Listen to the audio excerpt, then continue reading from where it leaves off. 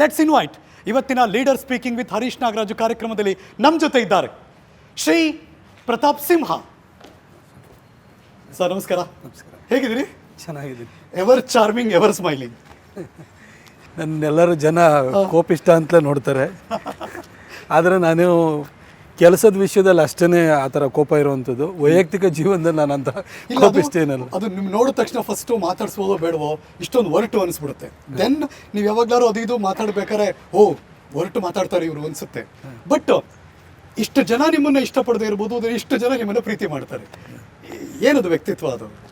ನಾನು ಪತ್ರಕರ್ತನಾಗಿದ್ದಾಗ ನಾನು ಲೇಖನಗಳ ಮುಖಾಂತರವಾಗಿ ನೇರವಾಗಿ ನಿಷ್ಠುರವಾಗಿ ಬರಿತಾ ಇದ್ದೆ. ಕರೆಕ್ಟ್.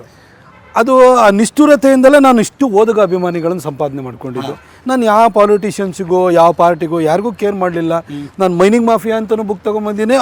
ಅದ್ರ ಜೊತೆಗೆ ಹೈಯೆಸ್ಟ್ BJP ಲೀಡರ್ಸ್ ಬಗ್ಗೆನೂ ಕೂಡ ಟೀಕೆ ಮಾಡಿ ಬರೆದಿದ್ದೀನಿ. ನಾನು ಹಿಂದುತ್ವವನ್ನು ಪ್ರತಿಪಾದನೆ ಮಾಡಿದ್ದೀನಿ, ಸ್ಪೋರ್ಟ್ಸ್ ಬಗ್ಗೆನೂ ಬರೆದಿದ್ದೀನಿ. ಹಾಗಾಗಿ ನನ್ನ ನೇರವಂತಿಕೆಯಿಂದಾಗಿ ಬಹಳ ಜನ ನನ್ನ ಅಭಿಮಾನಿ ಓದುಗರನ್ನ ಸಂಪಾದನೆ ಮಾಡಿಕೊಂಡೆ. ಆದರೆ ಈ ರಾಜಕಾರಣಕ್ಕೆ ಬಂದಾದ್ಮೇಲೆ ಏನಾಯಿತು ಅಂತ ಹೇಳಿದ್ರೆ, ಇಲ್ಲಿ ನೇರವಂತಿಕೆ ನಿಷ್ಠುರತೆ ಇದೆಯಲ್ಲ, ಇದು ರಾಜಕಾರಣದಲ್ಲಿ ದೌರ್ಬಲ್ಯ. ಪತ್ರಕರ್ತನಾಗಿದ್ದಾಗ ಅದು ನನ್ನ ಸ್ಟ್ರೆಂತು, ಆದರೆ ಇಲ್ಲಿ ದೌರ್ಬಲ್ಯ. ಆದರೆ ನನಗೆ ಆ ನೇರವಂತಿಕೆ ನಿಷ್ಠುರತೆನ ನನ್ನ ಕೈಲಿ ಬಿಡೋಕ್ಕಾಗಲಿಲ್ಲ. ಓಕೆ. ಹಾಗಾಗಿ ನಾನು ಒಂದಷ್ಟು ಶಸ್ತ್ರತ್ವವನ್ನು ಕೂಡ ನಾನು ಸಂಪಾದನೆ ಮಾಡಿಕೊಂಡೆ.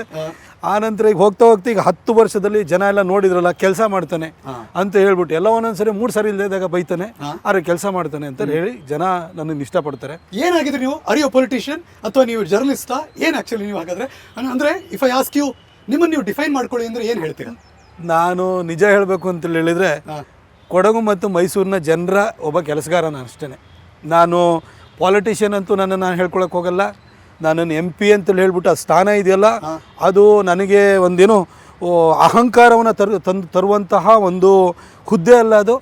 ಅದು ಅತಿ ಹೆಚ್ಚು ಜವಾಬ್ದಾರಿನ ಕೊಟ್ಟಿರುವಂತಹ ಒಂದು ಸ್ಥಾನ. ಅಂದರೆ ಇನ್ನೂ ಹೆಚ್ಚು ಜನರಿಗೆ ಕೆಲಸ ಮಾಡಬೇಕು ಅದು. ಹಾಗಾಗಿ ನಾನು ಕೆಲಸಗಾರ ಆಗಿದ್ದೀನಿ ಅಷ್ಟೇ. ಜನ ಏನು ಕೇಳ್ತಾರೆ ಅದನ್ನು ನಾನು ಮಾಡಿಕೊಡ್ಬೇಕು. ನನ್ನ ಕೆಲವೊಂದು ಸರಿ ಕೆಲಸ ಮಾಡ್ಕೊಡೋಕ್ಕಾಗಲಿಲ್ಲ ಅಂದರೆ ಇದು ಆಗಲ್ಲ ಅಂತಲೂ ಹೇಳ್ತೀನಿ, ಇಲ್ಲ ಅಂತಲ್ಲ. ಬಟ್ ಆದರೆ ಅದೊಂದು ಜವಾಬ್ದಾರಿ ಹೊರತಾಗಿ ಅದು ಯಾವತ್ತೂ ಒಂದು ಹುದ್ದೆ ಅಲ್ಲ. ಅದು ಅಂದರೆ ನಮಗೆ ನಮ್ಮ ಅಹಂಕಾರವನ್ನು, ನಮ್ಮ ಏನೋ ಒಂದು ಸ್ವಪ್ರತಿಷ್ಠೆಯನ್ನು ಹೆಚ್ಚು ಮಾಡುವಂಥ ಹುದ್ದೆ ಅಂತ ನಾನು ಭಾವಿಸಿಲ್ಲ. ಹಾಗಾಗಿ ನಾನೊಬ್ಬ ಕೆಲಸಗಾರ ಅಂತಲೇ ಇರುವಂಥದ್ದು. ನಾನು ಕಷ್ಟದಿಂದ ಇಲ್ಲಿ ಬಂದಿದ್ದೀನಿ, ಜನರ ಕಷ್ಟವನ್ನು ಪರಿಹಾರ ಮಾಡುವಂಥದ್ದು ಅಷ್ಟೇ ನನ್ನ ಉದ್ದೇಶ. ಯಾವಾಗಲೂ ಫೀಲ್ ಮಾಡಿದ್ರೆ being good is very bad ಅಂತ, ಅಂದರೆ ತುಂಬ ಒಳ್ಳೆತನದಲ್ಲಿರೋ ತುಂಬ ಕಷ್ಟ ತಪ್ಪು ಅಂತ ಅನಿಸಿದ್ಯಾ? ಅದು ನಾನು ಹೇಳ್ಬೋದು ಹಾಗಂತ. ಆದರೆ ಈ ಕೊಡಗು ಮತ್ತು ಮೈಸೂರಿನ ಜನ ನನಗೆ ಕೊಡುವಂಥ ಪ್ರೀತಿನ ನೋಡಿದಾಗ ಸಣ್ಣ ಪುಟ್ಟವೆಲ್ಲ ಇರುತ್ತೆ, ಅದಕ್ಕೆಲ್ಲ ತಲೆ ಕೆಡಿಸ್ಕೊಳ್ಬಾರ್ದು ಅಂತ ಅನಿಸುತ್ತೆ.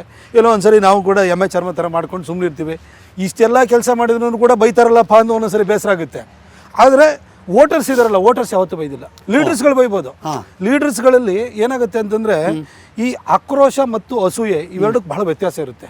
ಈ ಆಕ್ರೋಶ ಅಂತಂದ್ರೆ, ಈಗ ಜನ ನಿಮ್ಮ MP ಕೆಲಸ ಮಾಡಿಲ್ಲಪ್ಪ, ನಮ್ಮ MP ಏನು ಮಾಡಿಲ್ಲ, ಅವನೇನು ಕೈ ಸಿಕ್ಲಿಲ್ಲ, ಅವನೇನು 5 ವರ್ಷ ಹಾಗೆ ಕಾಲ ಕಳೆದ್ಬಿಟ್ಟ, ಅವನೇನೋ ವೈಯಕ್ತಿಕವಾಗಿ ಏನೋ ಮಾಡ್ಕೊಂಡು ಕೂತಿದ್ದ, ಅವ್ನು ವ್ಯವಹಾರ ಮಾಡ್ಕೊಂಡ ಅಂತ ಜನರೊಳಗಡೆ ಒಂದು ಭಾವನೆ ಬಂತು ಅಂತಂದ್ರೆ, ಆಗ ಅದು ಒಂದು ಆಕ್ರೋಶ ಹೇಳುತ್ತೆ.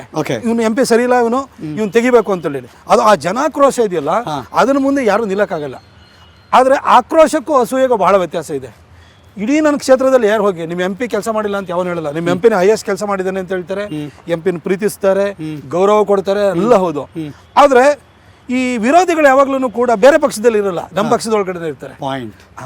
ಅವ್ರೇನು ಅಂತಂದರೆ, ಅವರಲ್ಲಿ ಇವನು ಬೆಳೆದ್ಬಿಟ್ನಲ್ಲ, ಎಲ್ಲಿಂದೆಲ್ಲ ಬಂದ್ಬಿಟ್ಟ, ಇಷ್ಟೆಲ್ಲ ಮಾಡ್ತಾನೆ, ಜನ ಇಷ್ಟೆಲ್ಲ ಪ್ರೀತಿ ಮಾಡ್ತಾರೆ, ಯಾವುದೋ ಒಂದು ಕಾರ್ಯಕ್ರಮಕ್ಕೆ ಹೋದ್ರೆ ನನ್ನ ಕೈಲಿ ಸೆಲ್ಫಿ ತೆಗೆಸ್ಕೊಂಡು ಸಾಕಾಗೋಗ್ಬಿಡುತ್ತೆ, ಅಷ್ಟು ಜನ ಇವನ್ನ ಇದು ಮಾಡ್ತಾರಲ್ಲ, ಇವನಲ್ಲ ಏನು ಭಾಳ ವಿಶೇಷ ಇದೆ ಅಂತ ಹೇಳ್ಬಿಟ್ಟು ಅವರಲ್ಲಿ ಏನಾಗುತ್ತೆ ಅಂದರೆ, ಈ ನಮ್ಮ ಏಳಿಗೆಯನ್ನು ಸಹಿಸ್ಲಿಕ್ಕಾಗದಲ್ಲೇ ಒಂದು ಹೊಟ್ಟೆಗೆ ಚುಟ್ಟುತ್ತಲ್ಲ, ಅದು ಅಸೂಯೆ. ಆ ಅಸೂಯೆ ಇದೆಯಲ್ಲ, ಅಸೂಯೆಗೆ ಮದ್ದಿಲ್ಲ. ನಾನು ಅಸೂಯೆಗೆ ಬಲಿಯಾಗ್ತಾ ಇರ್ತೀನಿ ಭಾಳ ಸರಿ. ಹೇಗೆ ಹ್ಯಾಂಡಲ್ ಮಾಡ್ತೀರಿ? ನಾನೇನಿಲ್ಲ, ಕಾಯಕೊಬ್ಬಳು ಚಾಮುಂಡೇಶ್ವರಿ ಇದ್ದಾರೆ, ಮಾಡಿ ಕೆಲಸವನ್ನು ನೋಡಿದಂಥ ಜನ ಇದ್ದಾರೆ, ಕೈ ಮುಕ್ಕೊಂಡ ತಾಯಿ ಚಾಮುಂಡಮ್ಮ ಕೈ ಮುಕ್ಕೊಂಡು ಸುಮ್ಮನೆ ಬಿಡ್ತೀನಿ ನಾನು. ಅನುಕ್ಷಣದ ಸುದ್ದಿಗಳಿಗಾಗಿ ವಿಸ್ತಾರ ನ್ಯೂಸ್ ಯೂಟ್ಯೂಬ್ ಚಾನೆಲ್ ಸಬ್ಸ್ಕ್ರೈಬ್ ಮಾಡಿ. ಹೊಸ ಸುದ್ದಿಗಳ ನೋಟಿಫಿಕೇಶನ್ಗಾಗಿ ಬೆಲ್ ಐಕಾನ್ ಕ್ಲಿಕ್ ಮಾಡಿ. ಲೇಟೆಸ್ಟ್ ಅಪ್ಡೇಟ್ಸ್ಗಾಗಿ www.vistaranews.com ವೆಬ್ಸೈಟ್ಗೆ ವಿಸಿಟ್ ಮಾಡಿ. ಅಂಗೈಯಲ್ಲೇ ಜಗತ್ತಿನ ಸುದ್ದಿ ತಿಳಿಯಲು ವಿಸ್ತಾರ ನ್ಯೂಸ್ ಕನ್ನಡ ಆಪ್ ಡೌನ್ಲೋಡ್ ಮಾಡಿ.